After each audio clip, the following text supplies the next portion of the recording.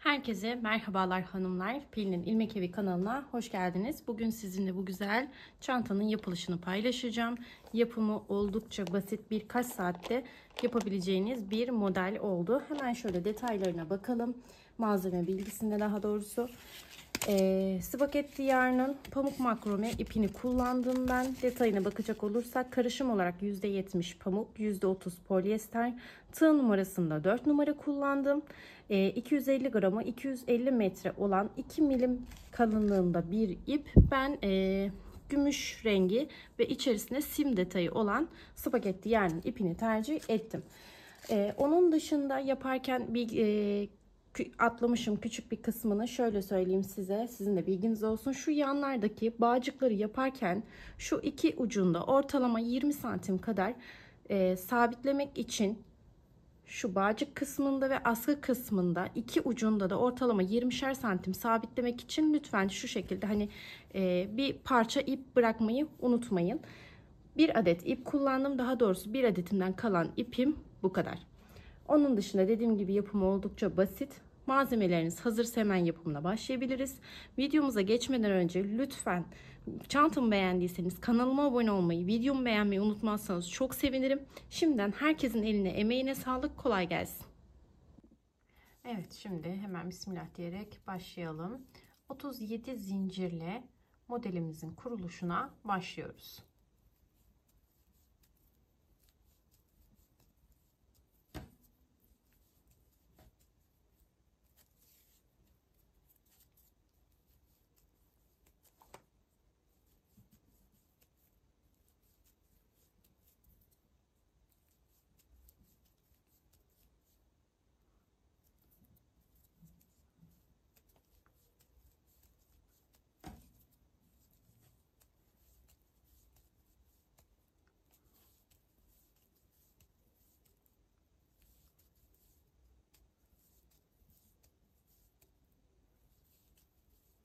Evet, 37 zincirimizi çektik.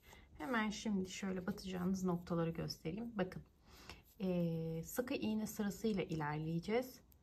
Şuralara değil, yanlışlıkla bu ön yüzdeki ilmeklere batmayacağız sık iğnelerimizi yaparken. Hemen şöyle arkasını döndürüyorum. Bakın, şu sırt kısmındaki boğumlara batacağız ilk sıramızda. Şuraları görüyorsunuz. Hemen yine göstereyim. İpim beyaz olduğu için çok fazla belli olmuyor. Bakın, şu zincirimin ön kısmı, hemen arkasını çeviriyorum ve ilk boğumuma batıyorum. Bakın, burası. Bir ilmeğimi çıkartıp sık iğnemi yapıyorum. Hemen buraya dönüşlerde sıkıntı olmaması adına, anlayabilmem adına, yeni başlayanlar için söylüyorum bunu. Hemen ilmek tutucumu şöyle takıyorum. Bakın, şuraya hemen takıyorum. Şimdi devam edeceğim sık iğnelerimi yapmaya, yine boğumlara olacak şekilde. Bakın, arkasındaki boğumlara yapıyorum. Hemen bir yandakinden devam ediyorum.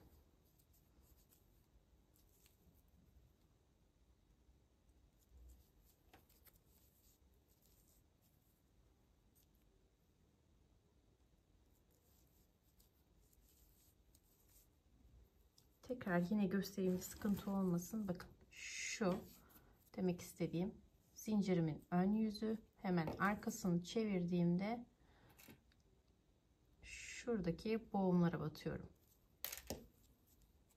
Sıramın sonuna kadar buradaki boğumlara batarak sık iğne sıramı bitireceğim. Siz de sıranın sonuna kadar geldiğinizde tekrar görüşelim. Evet, ben sıramın sonuna kadar geldim. Şimdi bir zincir çekip bir üst sıraya çekiyoruz. Hemen şurada görmüş olduğunuz ilmek aralarında deliklerim var. İlkine batarak sık iğnemi yapmaya başlıyorum. Hemen buraya da dönüşlerde yine sıkıntı yaşamamak adına ilmek tutucumu takıyorum. Sırasıyla bütün ilmeklerime batarak sık iğnemi devam ettireceğim.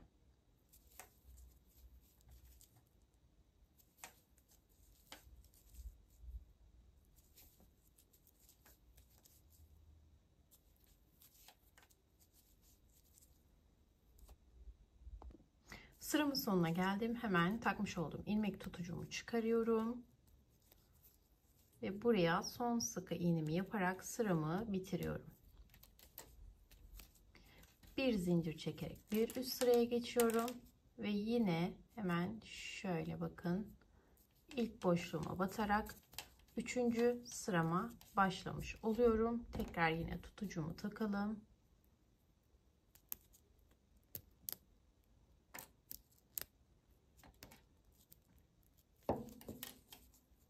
Bu şekilde 3. sıramı yapmaya devam ediyorum.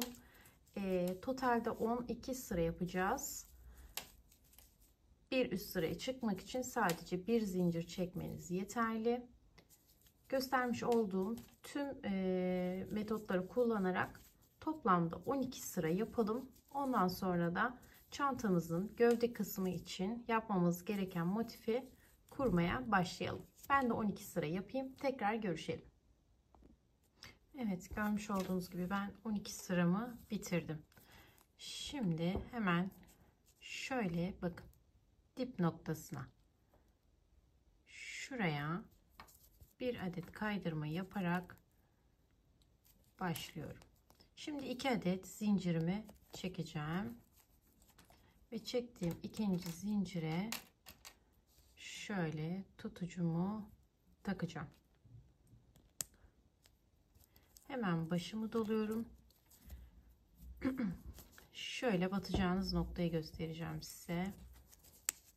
Bakın, şu ilk sık iğne sıram, ikinci, üçüncü ve dördüncü.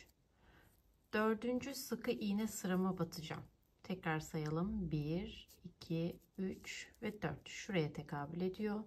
Hemen şöyle şuraya batarak bir adet ikili trabzanımı yapacağım. Şunu kapatayım hemen. Evet. Şimdi aynı noktaya tekrar bir adet daha ikili trabzanımı yapıyorum. Bir ara zinciri çekiyorum. Başımı doluyorum. Aynı noktaya 2 adet daha ikili trabzan yapıyorum. Evet. Bu şekilde ilk motifimizi koymuş olduk. Ne yaptık? 2 adet ikili trabzan yaptık. Bir ara zincirimiz var. Tekrar 2 adet ikili trabzan daha yaptık. Şimdi hemen yan tarafa geçelim. İlk motifimizi yaptıktan sonra şöyle başımıza doluyoruz. Bakın, şu an şu kısımdayız. Şimdi sayalım. 1, 2 ve 3. Hemen 3. trabzanımıza bir adet ikili trabzanımızı yapıyoruz. Başımızı doluyoruz. Sayalım. 1, 2 ve 3. Şöyle tekrar göstereyim. Bakın, birinci sıramın, ikinci sıramın ve üçüncü sıramın. Hemen buraya 2 adet ikili trabzanımı yerleştiriyorum.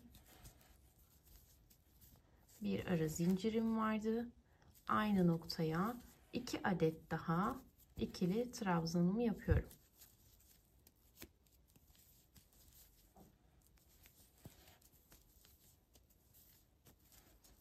Evet, görmüş olduğunuz gibi ikinci motifimi de yerleştirdim. Evet, hemen devam edelim. Şimdi köşe noktamıza geldik. İkinci motifimizi yerleştirdikten sonra başımızı doluyoruz. Köşe noktamızı görüyorsunuz. Hemen buraya batıyorum. Bir ilmeğimi çıkarıp 3 ilmeğim var. Üçünü birden alıyorum. Şimdi başımı doluyorum. Şöyle 1, 2 ve 3. ilmeğe batarak ikili trabzanımı yapıyorum. Tekrar aynı noktaya ikili trabzanımı ekliyorum. Bir ara zincirim var. Başımı doluyorum. Aynı noktaya 2 adet daha ikili trabzanımı yerleştiriyorum. Bakın, görüntüsü bu şekilde oldu. Şimdi başımı doluyorum. Bakın, şu an hemen göstereyim size, anlamayanlar için, çünkü ipim dediğim gibi açık renk. Şu an şu noktadayım. yanındaki ilk ilmeğim, ikinci ilmeğim ve üçüncü ilmeğim. Yine üçüncü ilmeğime batarak aradaki motifimi yapacağım. Şu anda burada ikili trabzanımı yaptım. Başımı doluyorum. Tekrar 1, 2, 3. ilmeğe batarak 2 adet ikili trabzanımı yerleştiriyorum. Bir ara zincirim var ve aynı noktaya 2 adet daha ikili trabzanımı yerleştireceğim.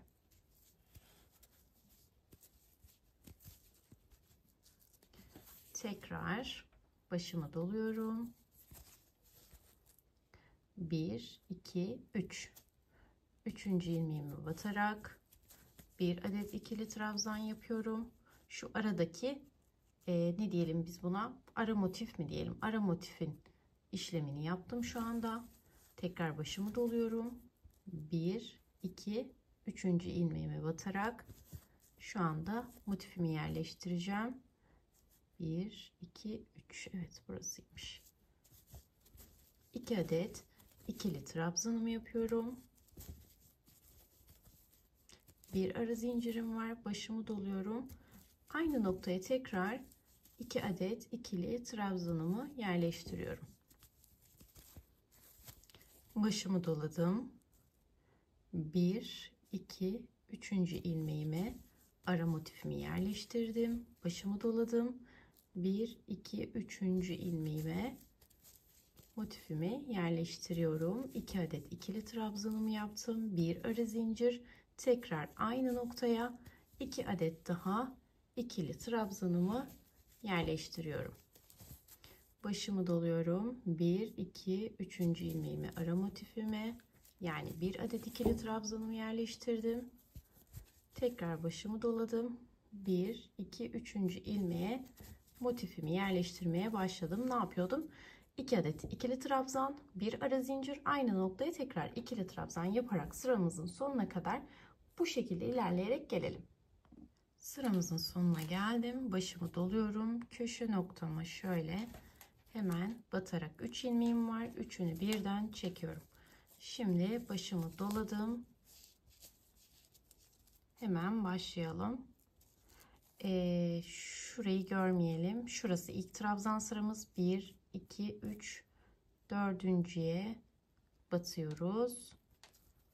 İlk başta, ilk yanda yaptığımız gibi yapıyoruz yani. Hemen size yine ayrıntılı göstereceğim şimdi. Bakın. Şurası yaptığımız motifin sırası. Buraya kadarını saymıyoruz. Şurası bakın birinci sıram, ikinci sıram, üçüncü sıram ve şu ara kısım dördüncü kısım. Ben hemen onun tepe noktasına batmış oldum. İlk motifimi yerleştiriyorum şu anda. 2 adet trabzanımı yaptıktan sonra bir ara zincir ve aynı noktaya tekrar ikili trabzanımı yerleştirdim. Görmüş olduğunuz gibi. Şimdi başımı doluyorum. Şu an biz şu noktadayız. Hemen yanındaki ilk trabzan sıram, bir yanındaki ikinci, bir yanındaki de üçüncü trabzan sıram. Yine üçüncünün tepe noktasına batacağım. Şöyle yine ben de sağlamlaştırayım. Evet, şurası. Buraya bir adet ikili trabzanımı yaptım. Şimdi başımı doluyorum. Tekrar sayalım. 1, 2 ve 3. Şurası da diğer yapacağım kısım.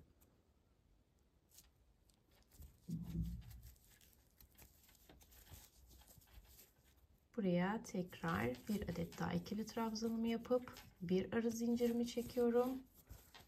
Tekrar aynı noktaya 2 adet ikili trabzanımı yapıyorum. Başımı doladım. Köşe noktamdayım. Batıyorum. Ve üçünü birden çekip kapatıyorum. Bakın. Şöyle genişleteyim. Burada ne yaptık? Hemen kısaca söyleyelim. En son köşe noktamıza çakma trabzanla bitişimizi yaptık. Sadece şu yanlarda başlarken hani normalde 3 3 3 ilerliyoruz ya. Bu yanın ilk motifini koyarken şuradan sayıyorsunuz. Bakın 1 2 3 4. Şurası 4. trabzan sıram. Hemen oraya batarak 2 adet ikili trabzan, bir ara zincir ve aynı noktaya 2 adet daha ikili trabzanımı yaptım.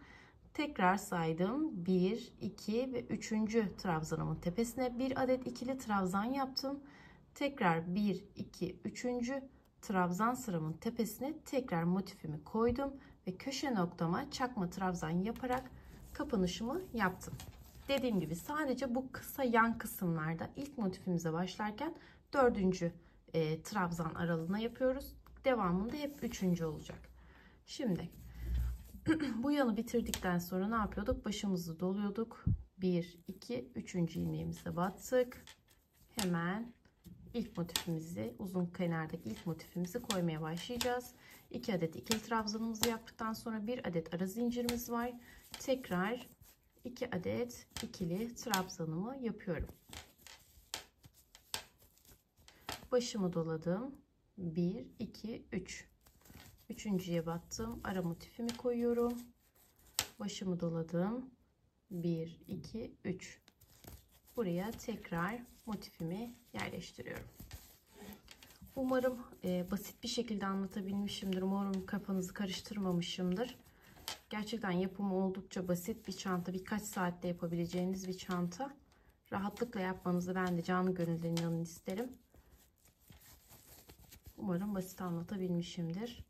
Hemen şöyle 1, 2, 3.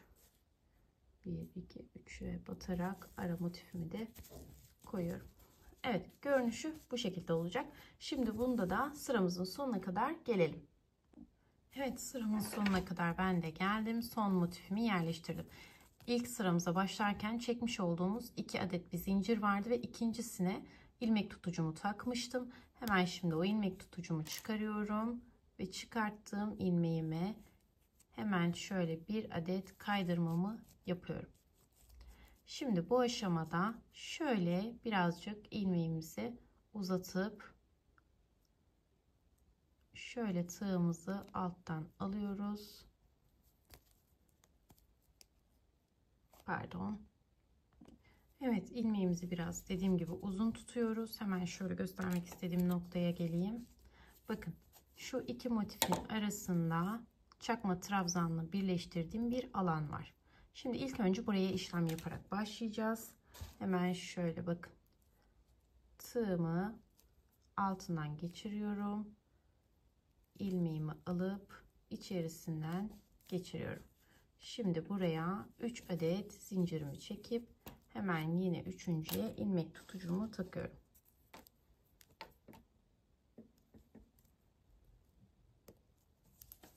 Evet, şimdi başımı doluyorum. Hemen bakın ilk motifimi görüyorsunuz. Arada bir adet ara zincir çektiğim boşluk var ya, hemen oraya batarak ikinci sıramın ilk motifini yerleştiriyorum. Buraya şimdi 2 adet ikili trabzanımı yapıyorum. 1 adet ara zincirim, başımı doluyorum. Aynı noktaya 2 adet ikili trabzanımı yapıyorum. Evet, başımı doluyorum. Şimdi şöyle söyleyeyim. Aradaki ikili trabzanım vardı, bir adet. Hemen onun altından giriyorum. İlmeğimi alıyorum. Bakın şu an 3 ilmeğim var. Hemen ikili trabzanımı yapıyorum ve orada bir şöyle dönüş, nasıl diyeyim size, dönümlü bir şey yani nasıl söyleyeceğimi bilemedim. Siz anlamışsınızdır umarım. Adını denk getiremedim şu an, kusuruma bakmayın. Tekrar başımı doluyorum. Hemen diğer motifimin ara noktasına girip ikinci motifimi yerleştiriyorum.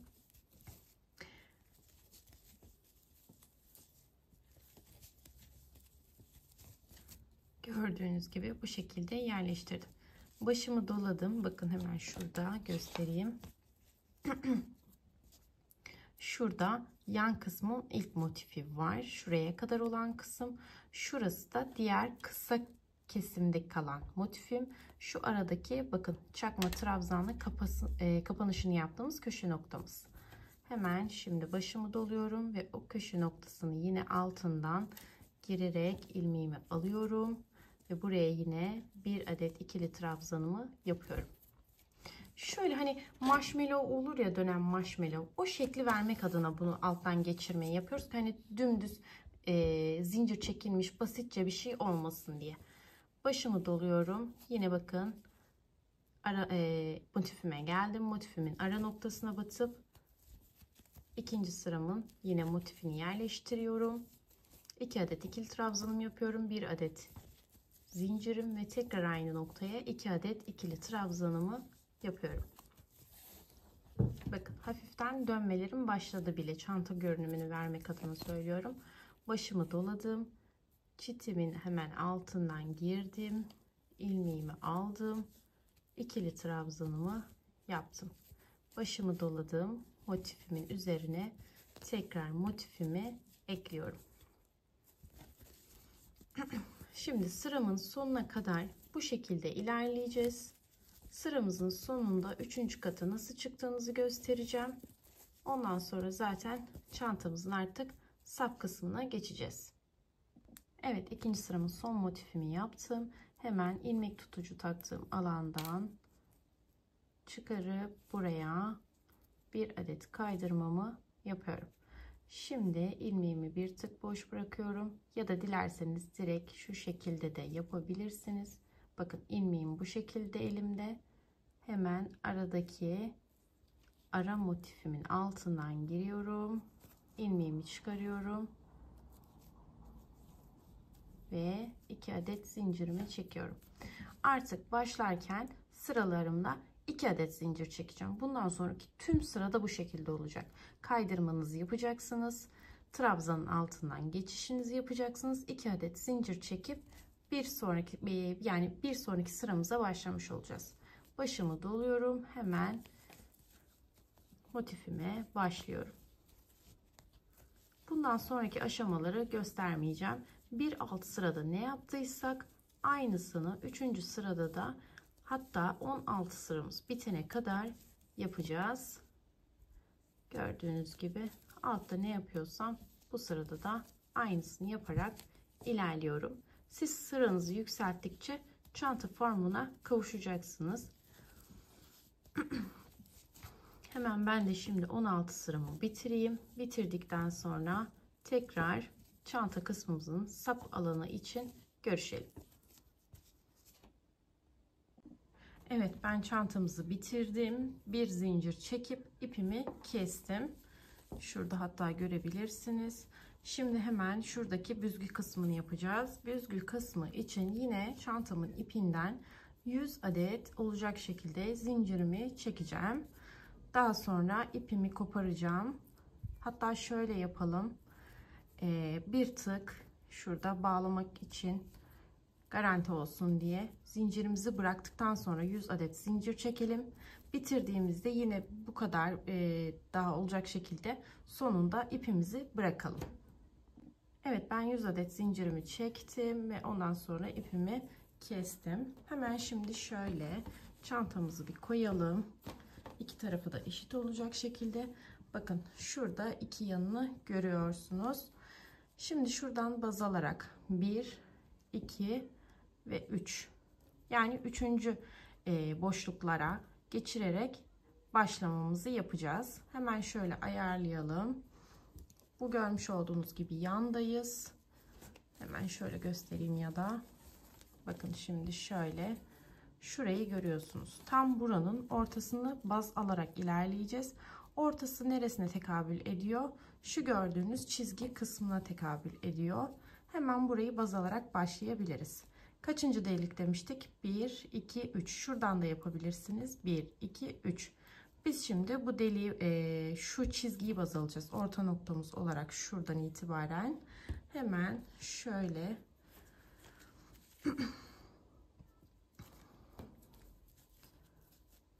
zincirimin bir ucunu geçiriyorum. Daha sonra bakın şöyle hemen şuradan hep 3. deliklerden baz alarak geçireceğim. Bir alttan bir üstten olacak şekilde ilerleyeceğiz.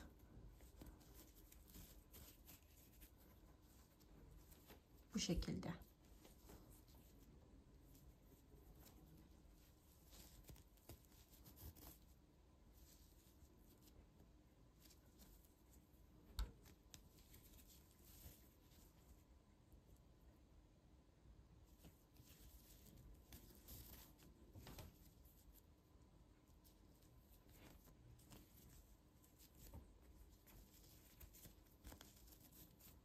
Dilerseniz boşluk bıraktığımız, daha doğrusu şurada kullanmak için kestiğimiz ipimizin ucu var ya, burayı iğneye takarak iğneyle de bu işlemi yapabilirsiniz. Nasıl rahat edecekseniz. Ben alışkın olduğum için şöyle tığla hemen geçiriyorum. Başladığım uca gelene kadar bu şekilde yapacağım.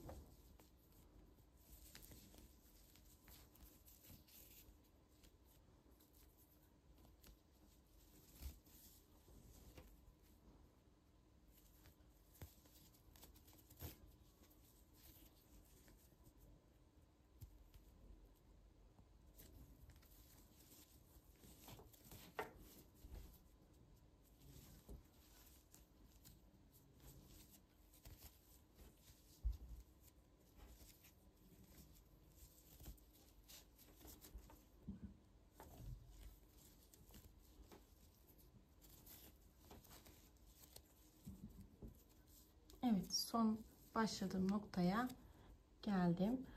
Orada şimdi bunu alttan aldığım zaman biri içeride, biri dışarıda kalacak.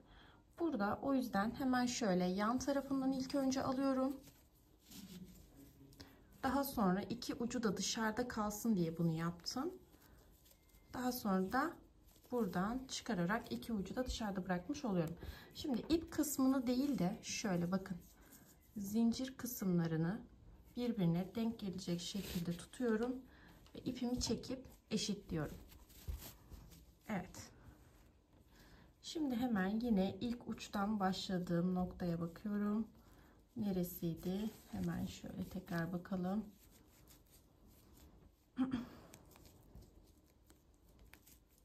Şuradan şöyle bir parça çekiyorum. Hemen bir ahşap boncuk takabilirsiniz buralara.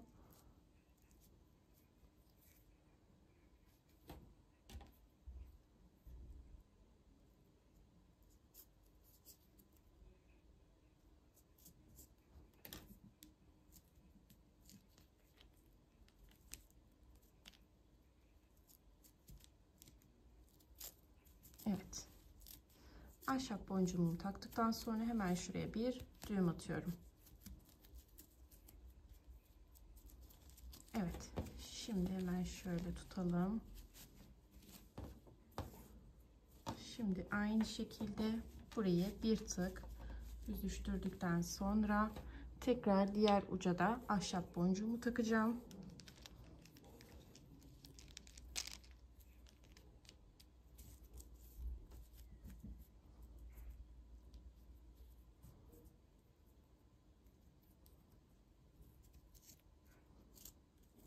Evet, bu şekilde taktım. Galiba birini de ters taktım hatta. Evet, şuradan alacakmışım.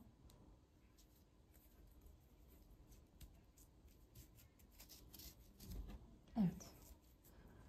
Buraya ahşap boncuğumu taktıktan sonra yine şöyle gelişi güzel bir düğüm de atabilirsiniz. Dilerseniz sadece şu boncuğu itirerek de kullanabilirsiniz. Çünkü tutacaktır kalın olduğu için. Hemen şöyle iplerimi de nasıl gizlediğimi göstereyim.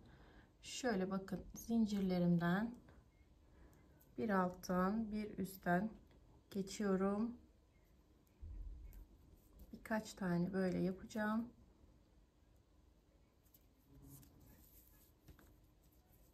Hemen uç kısımdaki ipimi taktım ve içerisinden geçiriyorum. Şöyle el yordamıyla düzelttikten sonra artık fazla kalan ipimi kesebilirim. Diğer tarafı da aynı şekilde yapacağım.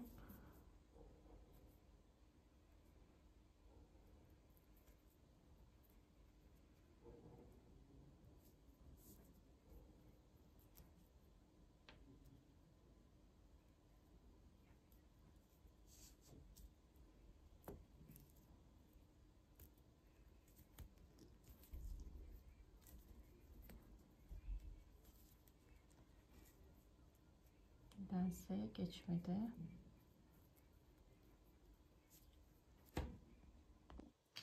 Evet, ağız kısmını yaptım. Dediğim gibi ben düğüm atmadım şu ikinci kısma. Bu şekilde istediğiniz kadar bollaştırıp genişletebilirsiniz. Daha doğrusu sıkılaştırıp genişletebilirsiniz. Hemen şöyle sap kısmımızın yapılışına başlayalım. Şöyle hemen 2 zincirimi çekerek başlıyorum. Şimdi burada yapacağım nokta, hatta 3 zincirle başlayalım. Daha garanti olsun. Hemen şöyle 3 zincirimizi çektikten sonra hemen bir yandaki ilmekten bir adet, hemen bir yandaki ilmekten bir adet ilmeğimi çıkarıyorum. Hatta ben şöyle bir tanesini kaydırdım.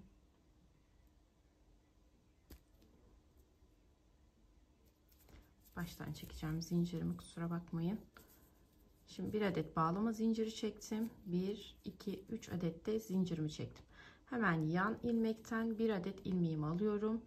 Bir yandakinden bir adet ilmeğimi alıyorum. Görmüş olduğunuz gibi 3 ilmeğim var. Üçünü birden çekiyorum. Şimdi şurada son 2 adet ilmeğim var. Gördüğünüz gibi şu çekmiş olduğum 3 ilmeği görüyorsunuz değil mi? 1 2 3. Son 2 ilmeği batarak şöyle 2 ilmeğim var tığda, ikisini bir alıyorum. Şimdi ters çeviriyorum. Şurada görmüş olduğunuz 2 adet ilmeğim var. Onu alıyorum ve çekiyorum. Ters çeviriyorum. Bakın 2 adet ilmeğim var. Ters çevirdiğimde çekiyorum. Tekrar ters çeviriyorum. Şu 2 ilmek umarım gözüküyordur. Hatta şöyle yapayım. Işığı da kapatayım, daha net görebilirsiniz belki. Evet. Bakın şu sonda 2 adet ilmeğim var. Ters çevirdiğinizde bu size doğru direkt bakacak zaten. İlmeğimi çekiyorum ve ikisini bir alıyorum. Ters çeviriyorum. Bakın 2 adet ilmeğim bana bakıyor. İkisini bir çekiyorum. İkisini bir çekiyorum. Ters çevirdim. 2 adet ilmeğimi aldım. İkisini bir çektim. Bakın çevirirken batmış olduğum ilmek şu. Çeviriyorum ve şurada 2 adet ilmeğim var. Bize doğru dik şekilde bakan ilmekler bunlar. İlmeğimi çıkarttım. İkisini bir aldım. Tekrar son 2 ilmeğe battım. İkisini bir aldım. Tekrar son 2 ilmeğe battım ve ikisini bir aldım. Bu şekilde devam ederek ortalama 1 metre kadar olacak şekilde devam ettireceğiz. Daha uzun veya daha kısa olsun derseniz boyutunu siz kendinize göre ayarlayabilirsiniz. Evet, ben 1 metre kadar yaptım sap kısmımı. Hemen şimdi takımına başlayacağım. Şu düğüm attığımız yeri görüyorsunuz. Şu ilk başladığımız noktayı, yine ortasını baz aldığımız nokta neresiydi? Bu çizgi kısmıydı. Hemen onun yine çizgi kısmından olacak şekilde şöyle arkasından şurada, bakın şurada şu sırada, yani 3. deliklerimin olduğu kısımda şu bağcık kısmımı geçirmiştim. Şimdi sap kısmına başlarken daha uç kısımdan yapacaksınız. Şöyle bir üstünden yapabilirsiniz. Yani şuralardan baktığınızda bir ikinci sıradaki deliklere tekabül edecek. Hemen şöyle ipimin ucunu geçiriyorum.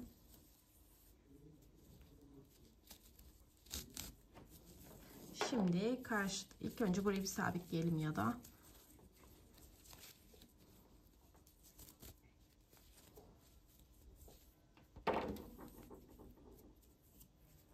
Bu arada sap kısmınızı yaparken, başlarken yine birer parça ip bırakın sabitlemek için.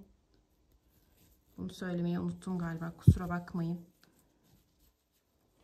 Şöyle hemen çantamın şu an iç kısmındayım. Birkaç yerden sağlamlaştırmak adına iğne ile geçişler yapacağım.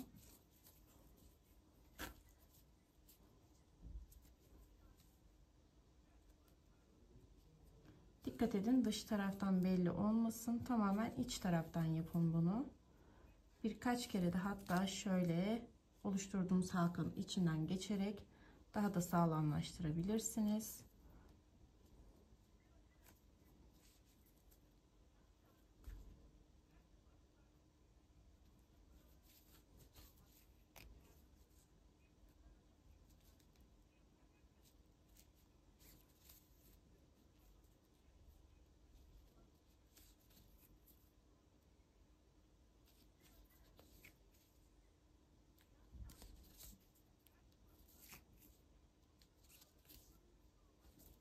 Evet.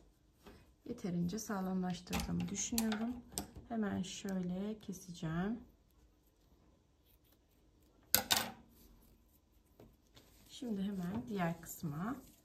Bu arada şöyle kordonumu tek yön olacak şekilde düzelteyim. Çünkü sürekli ters çevirerek ördüğümüz için şu şekilde bakın dönmeler oluyor. O yüzden şöyle düzelterek karşı tarafa denk gelecek yere ayarlıyorum.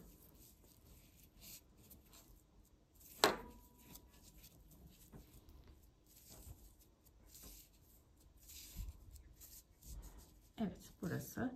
Hemen karşı tarafa geldim. Bakın yine halkamın olduğu yer zaten yine ortaladığım kısımdı.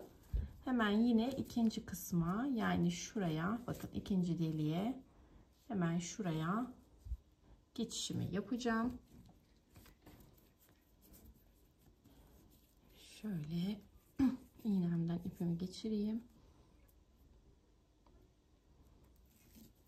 Evet.